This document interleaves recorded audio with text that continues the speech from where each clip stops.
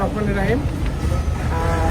আসসালামু আলাইকুম। আপনারা জানেন যে আমাদের ত্রিশাল থানায় নতুন অফিসার ইনচার্জ জনাব মনসুর আহমেদ স্যার যোগদান করার পর থেকে তিনি মাদক জুয়ার বিরুদ্ধে যুদ্ধ ঘোষণা করছে।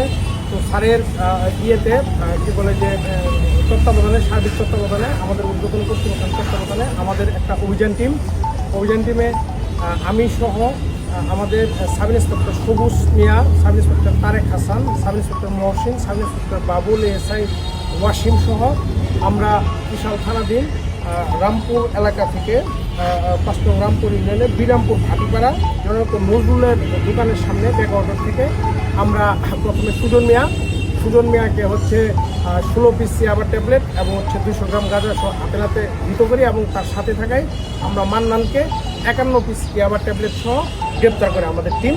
তো আপনারা অবগত আছেন যে মান্নানের নামে ইতিপূর্বে 4টা মামলা আছে।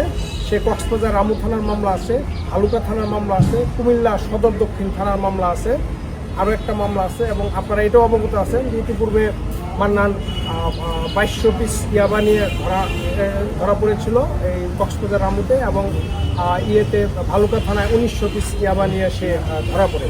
তো সে দীর্ঘদিন যাবৎ এই মাদকের ইয়ের সাথে জড়িত। তো তাকে আমরা গ্রেপ্তার করবো, বিজ্ঞ আদালতে প্রেরণে যাবতীয় কার্যক্রম যেগুলো আছে সেগুলো আমরা করবো। ধন্যবাদ। আসসালামু আলাইকুম।